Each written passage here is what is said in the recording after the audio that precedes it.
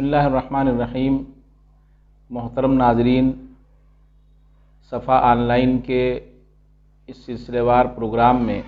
آپ تمام حضرات کا خیر مقدم ہے۔ آج میں جس موضوع پر گفتگو کرنا چاہتا ہوں وہ موضوع ہے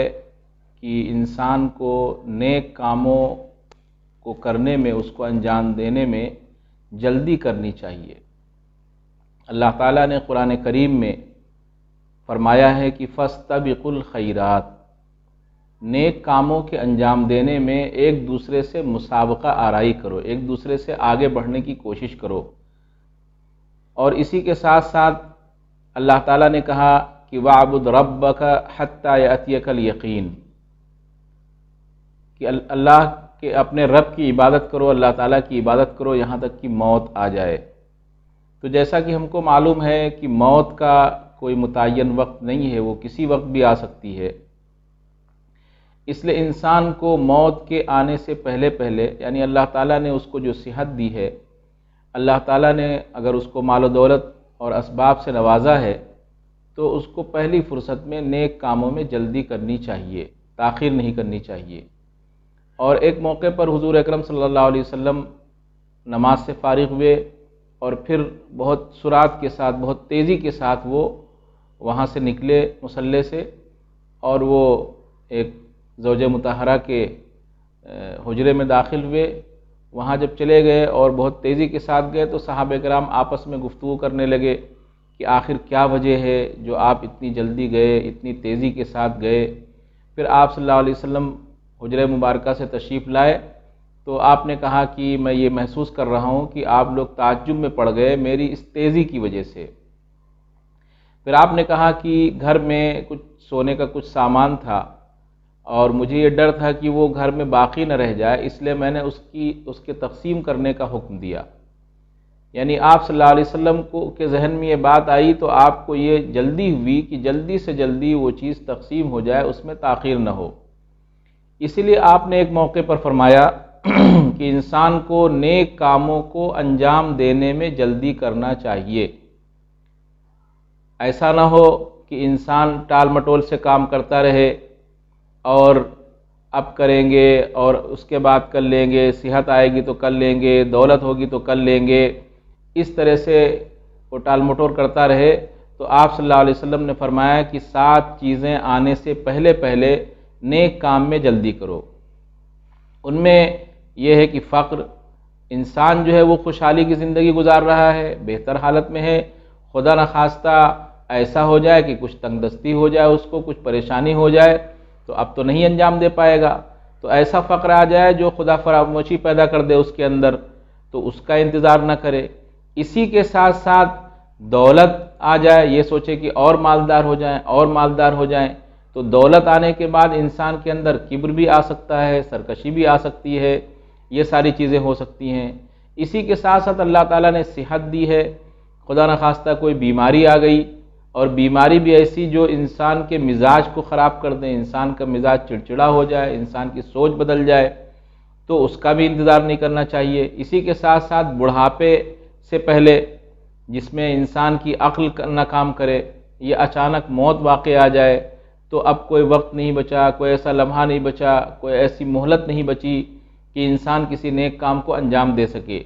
تو یہ ہے۔ اسی کے ساتھ ساتھ دجال کی آمد، کہ کیا دجال کی آمد کا انتظار ہے یا قیامت کا انتظار ہے، آپ نے اس طرح سے فرمایا۔ یہ 7 چیزیں ایسی ہیں کہ ان کے آنے سے پہلے آپ نیک کام کو انجام دیجئے، نیک کام کو انجام دینے میں جلدی کیجئے۔ اور عموماً یہ دیکھا جاتا ہے کہ ہم اگر کوئی نیک کام کا موقع ہوتا ہے یا کوئی ضرورت مند ہمارے سامنے ہوتا ہے یا کوئی ایسی جگہ ہوتی ہے جہاں کی ضروریات ہوتی ہیں وہ ہمارے سامنے رکھی جاتی ہیں، تو ہمارا ذہن یہ کہتا ہے کہ اس میں ہم حصہ تو لیتے ہیں لیکن جتنا حصہ لینا چاہیے اتنا حصہ نہیں لے پاتے ہیں۔ ہمارا یہ ذہن کہتا ہے کہ اور کشادگی آ جائے، اور دولت آ جائے، اور مال آ جائے، اس کے بعد انشاءاللہ خوب خرچ کریں گے، لیکن آگے کے بارے میں نہیں معلوم ہے کہ آگے انسان کو مہلت ملے گی یا نہیں ملے گی۔ خدا نخواستہ آج جو کشادگی ہے، آج جو خوشحالی ہے، وہ آج کے بعد رہے گی یا نہیں رہے گی، اس لیے ٹال مٹول نہیں کرنا چاہیے آگے کا انتظار نہیں کرنا چاہیے، آگے آنے والے وقت کے بارے میں معلوم نہیں ہے کہ آگے آنے والا وقت کس طرح کا ہوگا۔ اسی طرح آپ صلی اللہ علیہ وسلم نے ایک حدیث میں فرمایا، جس کو حضرت ابو ہریرہ رضی اللہ تعالیٰ عنہ نے روایت کیا ہے کہ بادروا بالاعمال الصالحہ، بادروا بالاعمال الصالحہ فستکون فتن کقطع اللیل المظلم یصبح الرجل مؤمنا ویمسی کافرا ویمسی مؤمنا ویصبح کافرا ویبیع دینہ بعرض من الدنیا، کہ تم نیک کاموں کو انجام دینے میں جلدی کرو، نیک کاموں کو انجام دینے میں بہت تیزی دکھاؤ، بہت جلدی کرو، اس لیے کہ آگے چل کر کے کچھ آزمائشیں آنے والی ہیں، کچھ فتنے آنے والے ہیں۔ جس طرح کی تاریک رات میں آسمان پہ بادل کے ٹکڑے ہوتے ہیں، اس طرح سے یعنی بے شمار ہوتے ہیں، اسی طرح بے شمار آزمائشیں آنے والی ہیں، اور ایسا دور آنے والا ہے کہ صبح انسان ایمان کی حالت میں ہوگا، لیکن شام تک وہ ماحول کی وجہ سے، حالات کی وجہ سے شام تک وہ اس کا ایمان پر باقی رہنا مشکل ہو جائے گا۔ حدیث کے الفاظ میں یہ ہے کہ شام کرے گا وہ کفر کی حالت میں، اور صبح کرے گا وہ ایمان کی حالت میں، یا شام کرے گا ایمان کی حالت میں اور صبح تک وہ کفر کی حالت میں چلا جائے گا۔ ایسا وقت آئے گا، یعنی انسان کا ایمان جو ہے وہ ہر وقت خطرے میں رہے گا، اور انسان کی حالت اتنی گریو بھی ہو جائے گی کہ یبیع دینہ بعرض من الدنیا، دنیا کے ایک معمولی سامان، معمولی مال و متاع کی وجہ سے وہ اپنے دین کا سودا کر لے گا۔ اور آج ہم دیکھتے ہیں کہ ہمارا دین بہت کمزور ہے۔ زمین کا مسئلہ ہوتا ہے تو ہم زمین کے سلسلے میں اپنے دین و ایمان کو بیچ دیتے ہیں، اور ہم غلط طریقے سے، ناحق طریقے سے زمین کو حاصل کرنے کی کوشش کرتے ہیں۔ مال و اسباب کا معاملہ ہوتا ہے تو اس میں بھی ہم ایسا ہی کرتے ہیں۔ وراثت کی تقسیم میں اگر والدین موجود نہیں ہیں، بڑے بھائی کی ذمہ داری ہوتی ہے کہ جو ان کا ترکہ ہے اس کو اپنے بھائیوں کے درمیان اور اپنی بہنوں کے درمیان جو جس کا حصہ ہوتا ہے اس کے اعتبار سے اس کو تقسیم کر دے۔ لیکن انسان کے اندر جو حرص ہے، انسان کے اندر جو لالچ ہے، اس حرص اور لالچ کی وجہ سے، اور ہمارا ایمان اتنا کمزور ہو گیا ہے، ہمارے دل میں اللہ کا خوف اتنا کم ہو گیا ہے کہ اس کی وجہ سے وہ ٹال مٹول سے کام لیتا ہے، اور بعض مرتبہ ایسا ہوتا ہے کہ اپنے بھائیوں کا حق مارتا ہے، اپنی بہنوں کا حق مارتا ہے۔ اور ہمارے ہندوستان میں تو ایک بہت بڑا مسئلہ ہے کہ عام طور پر لڑکیوں کا حق مارا جاتا ہے، بھائی اپنی بہنوں کا حق مارتے ہیں اور ان کو میراث میں حصہ نہیں دیتے ہیں، اور اس کے مختلف عذر کرتے ہیں۔ کبھی یہ عذر کرتے ہیں کہ شادی کرنی ہے، کبھی یہ کہتے ہیں کہ شادی کر دی اب تو وہ گھر کی نہیں رہی۔ یہ ایک بہت اہم مسئلہ ہے جس کی طرف توجہ دینے کی ضرورت ہے۔ بات جو میں نے کی ہے اور جو گفتگو آپ کے سامنے کی ہے اس کا خلاصہ یہ ہے کہ انسان کی موت کا کوئی اعتبار نہیں ہے، اور خود اللہ تعالیٰ نے متنبہ کرنے کے لیے کہا کہ حتیٰ یأتیک الیقین، مفسرین نے کہا ہے کہ یقین سے مراد کیا ہے؟ موت مراد ہے۔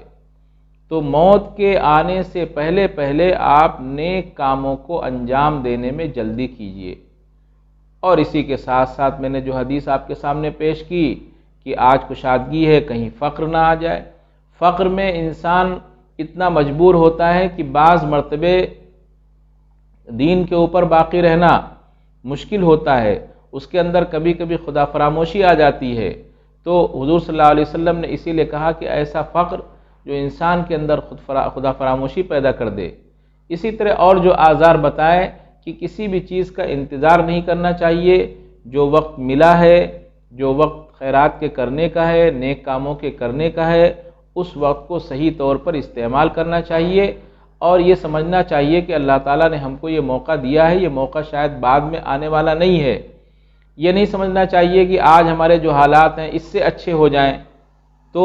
آج ہم جب خرچ کریں گے تو انشاءاللہ حالات تو اچھے ہوں گے، لیکن آج ہم اس وجہ سے خرچ نہ کریں اور یہ عذر کریں کہ اس سے اچھے حالات ہو جائیں، اس کے بعد ہو سکتا ہے کہ اس طرح کے حالات نہ رہیں اور ہم افسوس کریں کہ کاش ہم اس سے پہلے اعمال خیر کو انجام دے چکے ہوتے، اس سے پہلے ہم نے یہ کام کر لیے ہوتے۔ اللہ تعالیٰ نے صحت بھی دی تھی، اللہ تعالیٰ نے دولت بھی دی تھی، اللہ تعالیٰ نے شعور بھی دیا تھا، اللہ تعالیٰ نے مواقع بھی دیے تھے،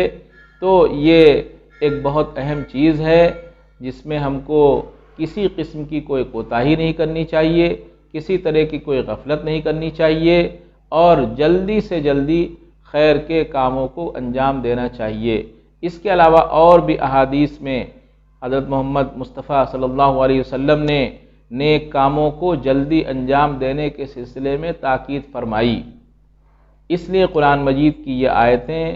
اور احادیث مبارکہ ہم کو بار بار متنبہ کرتی ہیں، ہم کو باخبر کرتی ہیں، ہم کو جھنجھوڑتی ہیں، ہم کو جگاتی ہیں کہ ہم نیک کاموں کو پہلی فرصت میں اور جیسے ہی موقع ملے ان کو انجام دیں۔ اللہ تعالی ہم کو اس پر عمل کرنے کی توفیق عطا فرمائے۔